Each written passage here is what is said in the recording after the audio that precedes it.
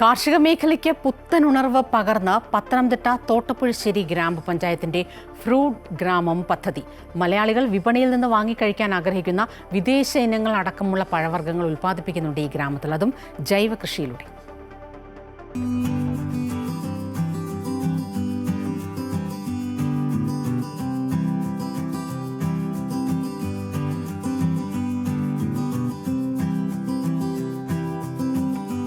Mangosteen, avocado, rambutan, miracle fruit, dragon fruit, abiu തുടങ്ങി ഞാവലും പേരക്കയും വരെ സമൃദ്ധമായി വിളയുന്നുണ്ട് തോട്ടപ്പുഴശ്ശേരി പഞ്ചായത്തിൽ.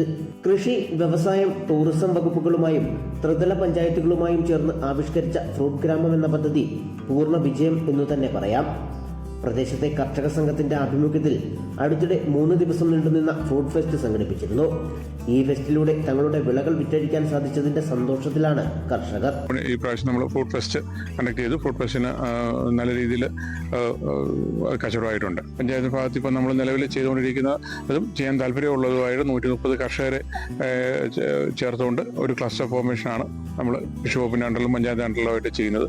അതുമായിട്ട് ബന്ധപ്പെടുത്തി നമുക്കൊരു നല്ലൊരു കുറച്ച് മാർക്കറ്റ് ഇതുമായിട്ട് ബന്ധപ്പെടുത്തി ചെയ്യാനുള്ള രീതിയിലാണ് നമ്മൾ വിചാരിക്കുന്നത്. പദ്ധതിയിലൂടെ ഫലവൃക്ഷ കൃഷി കൂടുതൽ വ്യാപകമാക്കുന്നതിനും ഉൽപ്പന്നങ്ങൾക്ക് വിദേശത്തുൾപ്പെടെ വിപണി കണ്ടെത്തുന്നതിനുമൊപ്പം ടൂറിസം സാധ്യതകൾ കൂടി പ്രയോജനപ്പെടുത്താനാണ് ശ്രമിക്കുന്നത്.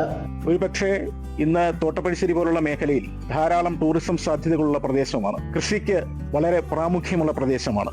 ഇവിടെ മണ്ണ് വളരെ ഫലഭൂയിഷ്ഠമാണ്. ഇതൊക്കെ തിരിച്ചറിഞ്ഞുകൊണ്ടാണ് ഈ തരത്തിലുള്ള ഫ്രൂട്ട് ഇനങ്ങൾ നമ്മുടെ പ്രദേശത്ത് തൈകൾ കൊടുത്ത് ഉൽപ്പാദിപ്പിച്ച് വളർത്തി അത് മറ്റ് വിദേശ രാജ്യങ്ങളിലേക്കും നമ്മുടെ മറ്റ് അന്യ സംസ്ഥാനങ്ങളിലേക്കും ഒക്കെ അത് വ്യാവസായികമായി തന്നെ കയറ്റി വിടുന്നതിനാവശ്യമായ ഒരു സഹകരണവും സഹായവുമാണ് തോട്ടപ്പുഴശ്ശേരി ഗ്രാമപഞ്ചായത്ത് നടപ്പിലാക്കുന്നത്. പമ്പാ തീരത്തെ ഫലഭൂയിഷ്ഠമായ ഈ മണ്ണിൽ എന്തും വിളയിക്കാമെന്ന ആത്മവിശ്വാസത്തിലാണ് ഇപ്പോൾ ഇവിടുത്തെ കർഷകർ.